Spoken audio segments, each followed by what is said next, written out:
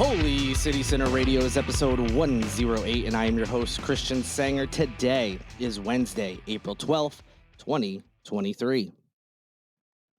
Hope you're having a good week so far. Despite the news in the world, it's been not so great, as you are all probably well aware, for many different reasons. Most notably, there was another mass shooting in Louisville, Kentucky. Uh, Not much to say. We go through this all the time. I believe after the shooting at that Nashville school, what was that, a week ago? 2 weeks at most? I think I said something on the podcast. We'll be talking about this again in no time. I didn't honestly think it'd be this quick, but here we are. So not much else new to say except that, um, I would have come on this podcast and probably said something similar, like, well, it won't be much. Well, sure enough, it wasn't much time at all. As of recording on Tuesday, there was a shooting in Washington, D.C., near a funeral home, where apparently there was a funeral taking place that left 4 people shot. I don't have all the updated information at this point, but we couldn't even go a full day before another mass shooting happened. I will say the mass shooting in Louisville, uh, a lot of different comments on this one than we were seeing after the one in Nashville, and the comments that people locally here were saying about the mass shooting on Isle of Palms, because this suspect wasn't fitting what certain people were trying to portray on social media after those last 2 shootings. After trying to blame trans people for shootings and claiming they're all mentally ill and they are the ones we should watch out for. And then with the Charleston shooting, when it was turned out to be a bunch of kids and there wasn't at least any obvious information out there about their gender or sexuality or anything else that they could pin blame on. They hung their hats on the fact that it was a group of black kids and made a lot of veiled and not so veiled racist comments about it. Well, this mass shooter was a 20-something white guy, worked at a bank, may have been fired. We're still hearing details about that. No indication that he was trans, although they tried to jump on the fact that he included pronouns. People put pronouns in their profile for many reasons, as a show of solidarity with trans folks, or they just do it. So, in this day of technology, some of us have names that people sometimes get confused by. Some people think my name is like Kristen or something like that. And sometimes having your pronouns helps people realize if, oh, I don't know, you know, this name I'm not familiar with. Is this a male name, a female name? Or like I said, because it's just becoming a normal part of society that people sometimes are asked what their preferred pronouns are, whether they are non-binary or whatever. So they're trying to latch onto that to try to say that because he put his pronouns in his profile on like LinkedIn, there must be some tie in there. They didn't get very far with that one, and so it kind of fell silent for a little bit because it wasn't fitting into all these things they were saying. I wasn't hearing any comments about, oh, I wonder if he listens to rap music, or I wonder if he's coming from a broken home and this is all about families that don't stick together. I wasn't hearing those comments because, one, the suspect was white, and it just goes to show that all those comments about the kids on the beach in Isle of Palms were clearly the comments about race, because they have no idea what those kids' home lives are like. For all they know, they could have been in a perfectly great family that is still together, not that kids who grew up in single parent homes can't grow up normally and not be violent. Plenty do. uh so it just shows the ridiculousness of all those comments that people were making. This, from all accounts, this person in Louisville came from a well-to-do family. His dad is like a well-known basketball coach for like I forget if it was a high school or like a lower level college that has won championships and things like that. The family's together. Friends said there's no indication that he was violent or suffering from anything. It just came on all of a sudden on that day. uh he purchased his gun legally, which is what we tend to hear a lot of these shootings, that people are getting their weapons legally. And that's the problem, is that everyone's always talking about how, oh, well, criminals can't get their hands on guns, but then they also turn around and say, well, criminals don't follow laws anyway. It's all this backpedaling. Hey, look, guess what? It's the guns. Plain and simple. We've been over it 100 times. So, yeah, that's all I have to say about that. Just, another horrible, tragic situation in this country. And like I said, not even a day passed and we had another mass shooting, this one in Washington, D.C. And it won't be long before we're talking about another one, I'm sure. We'll be talking more about Isle of Palms and guns and all that nonsense here in this episode. But first, let's move on to another story that came out recently thanks to the state newspaper. Elias Irizarry, who was suspended from the Citadel after he pled guilty in October to a misdemeanor charge for his involvement in the U.S. Capitol riot, has been working for the South Carolina House of Representatives as a page since this past January 9th. He is currently assigned to the Agriculture and Natural Resources Committee. The 21-year-old is on a journey of redemption, he hopes. In court back in March, he renounced what he now calls the, quote, crazy insurrectionists, end quote, who sought to stop the peaceful transfer of presidential power and admitted to making what he calls, quote, the worst mistake of my life, end quote. He's being sponsored in the state house by state rep David O'Neill, who, no surprise, is part of the so-called South Carolina Freedom Caucus. So I am all for redemption and second chances. Who among us hasn't made some form of mistake, some bigger than others? And when you've made a horrible mistake in your life, don't you want a second chance? Don't you want a shot at redemption? Don't you want to prove that was an aberration and not who you really are? Of course, I would imagine just about every person in this world have been in that situation. Again, not necessarily some big, gigantic, participating in an insurrection type crime, but something in your life. There's something I'm sure that you've regretted that other people knew about, and you want a shot at redemption and hope you're not remembered for that thing. Totally for that. Totally get it. Yes, on the face, it makes me a little uneasy that this guy is now in our state house. I don't think he's going to do anything, but it's just like, why? Why did you have to bring someone who was arrested on January 6th and convicted at that and pled guilty? Why?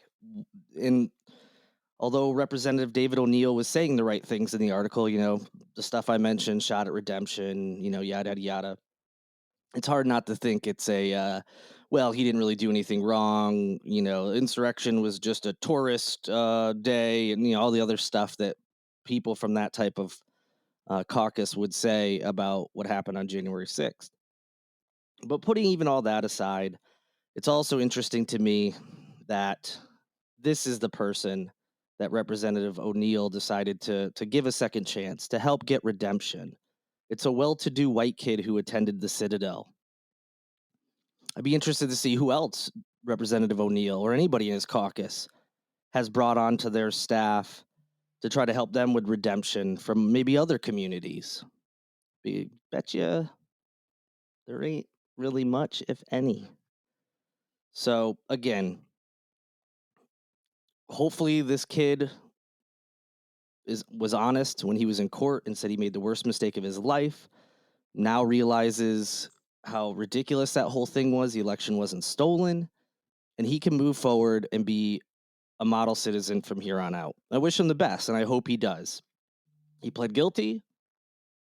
His day in court is over, and hopefully he can get that redemption and second chance. And you know what? If it's in the state house, don't love it, but that's okay. It'd be hypocritical of me to say keep him out of there when I'm also saying people should get a second chance.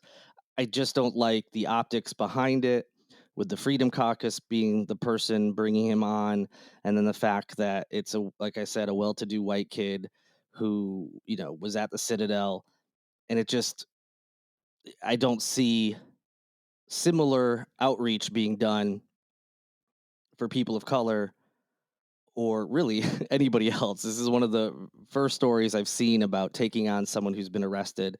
So that's what kind of concerns me. And It's a nice story. Who doesn't love a redemption story where someone fixes their life, gets past, something they've done? But yeah, it doesn't look super great um, from the representative and in his party's side of the aisle.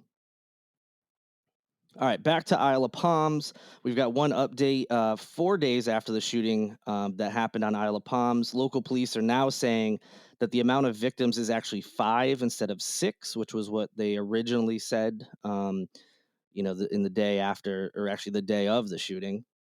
The victims' ages include two 15-year-olds, a 16-year-old, a 17-year-old, and a 28-year-old. Originally, there was talks of someone in their 30s, but no longer the case. The 28-year-old was the only female victim, so all of the teenagers were boys.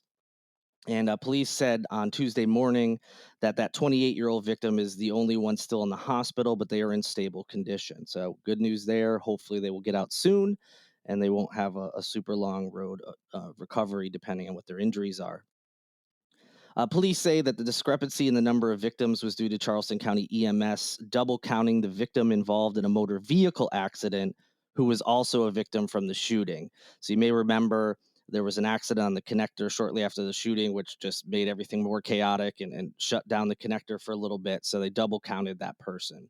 The agency is still investigating the shooting, as I think I mentioned in the last podcast. They haven't officially. They arrested two kids, well, one 18, one under 18, for unlawful possession charges, but not with the shooting itself. So they're still investigating it. If you have any information, video, whatever it may be, you can contact the Isle of Palms Police Department at 843-886-6522. You can also remain anonymous and call Low Country Crime Stoppers at 843-554-1111. Should be 4 ones. Maybe I gave too many. The last 4 digits are all ones in that last number. Somewhat related to this, there was a press conference on Tuesday.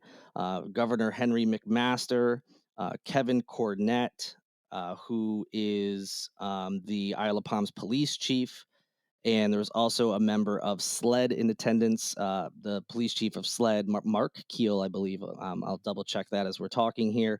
But yes, they held a news conference on Tuesday. And the big kind of overarching message was to urge the General Assembly to pass legislation that increases criminal penalties for illegal gun possession and to pass bond reform before the end of this legislative session. And yes, it is SLED Chief Mark Keel was the other person there. I'll be talking about him here in a moment. There were some other local officials in attendance as well, but those were the three that did the talking. So some kind of highlights, if you will, from this conference. As I mentioned, Governor McMaster asked the General Assembly to close what he called the revolving door for repeat offenders.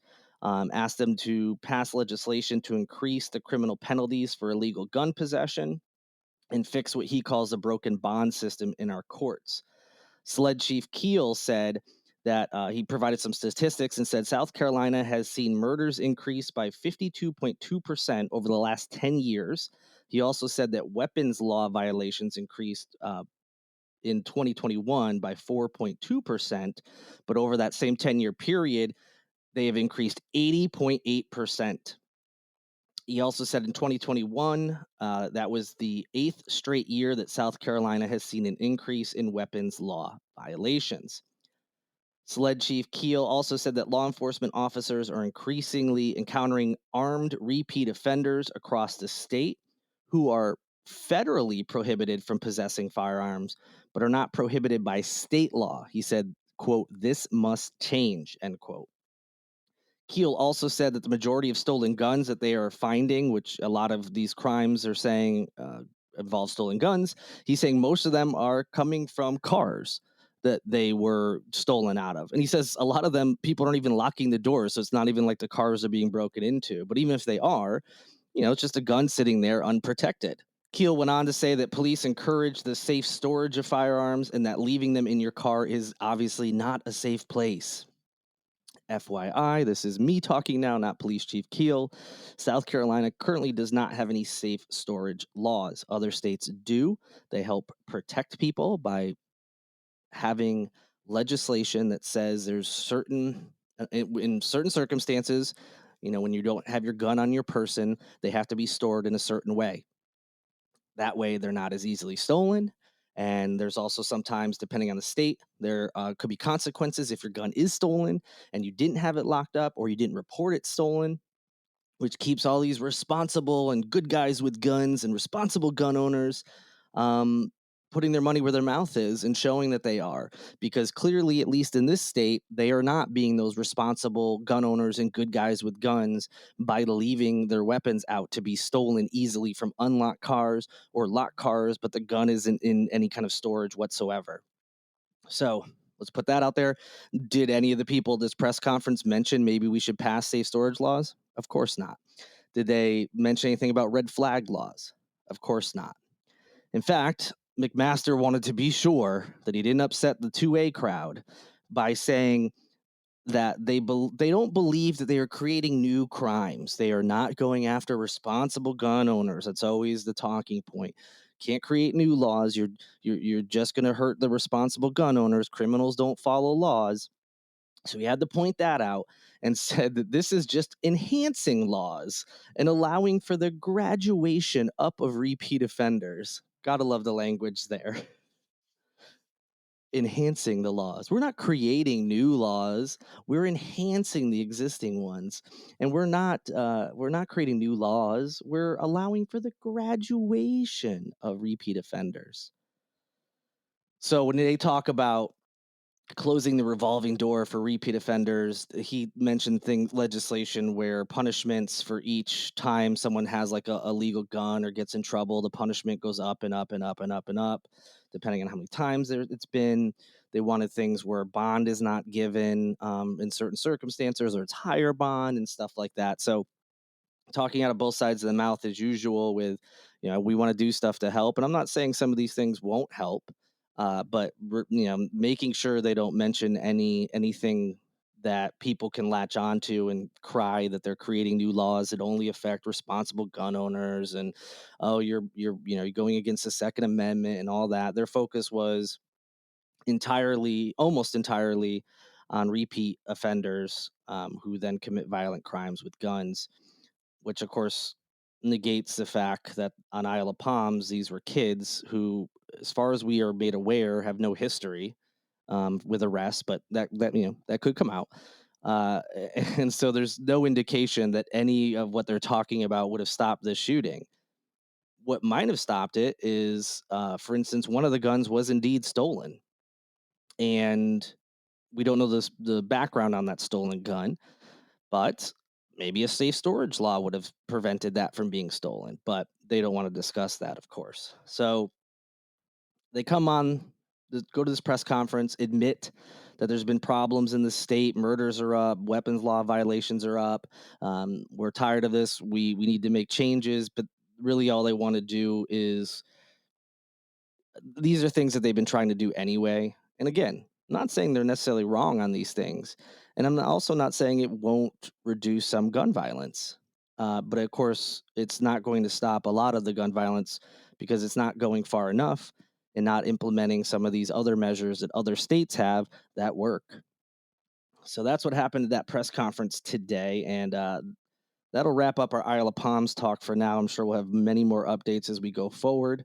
But Folly Beach may be looking at a similar situation. Now, I'm not saying there's going to be a shooting, but Folly Beach police say that they are aware of a rumored gathering planned for Thursday.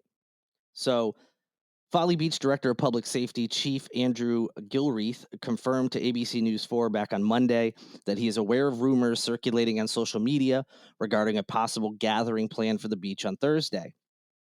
Chief said, "We are aware of this information. We are planning and coordinating additional police presence with our local and state partners to ensure we are as staffed and prepared as we can be."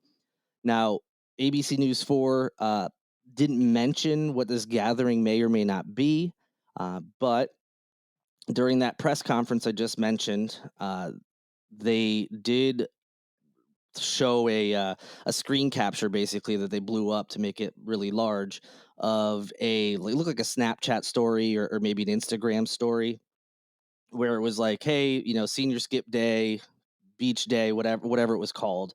But basically, it was a picture of Folly Beach, and it was talking about getting together at Folly for this senior skip day or whatever.